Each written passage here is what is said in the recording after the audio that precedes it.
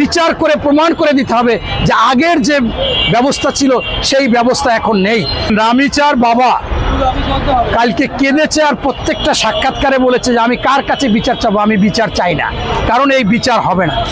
এই মানে আমাদের এই যে সংস্কৃতি বলেন বা এই যে কার্যক্রম বলেন, এইখান থেকে এই সরকারকে বের হয়ে আসতে হবে এবং এটা প্রমাণ করে দিতে হবে। আমি মনে করি এই রামিসার বাবা আপনাকে বলে না, পত্রিকাকে বলে না, এই রামিসার বাবা রাষ্ট্রকে বলছে, রাষ্ট্রপ্রধানকে বলছে, তারেক রহমানকে বলছে যে আমি আপনাকে বিশ্বাস করি না যে আপনি বিচার করবেন। এই জন্যই বিচার করে প্রমাণ করে দিতে হবে যে আগের যে ব্যবস্থা ছিল সেই ব্যবস্থা এখন নেই।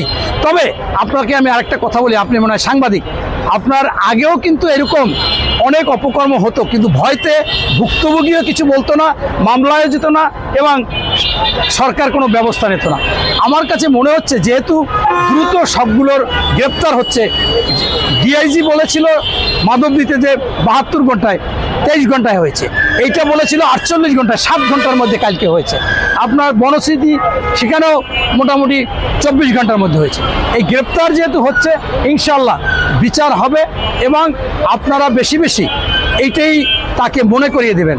আপনার দেশে আপনি সবসময় রাষ্ট্রপতি প্রধানমন্ত্রীর সমালোচনা করবেন, সেইটা কি, সেইটা একেবারে সঠিক এবং হলে দেশের লাভবান হবে, সেইটা যদি আপনারা তুলে ধরতে পারেন অবশ্যই তারেক রহমানও মনে করবে যে এটা যৌক্তিক।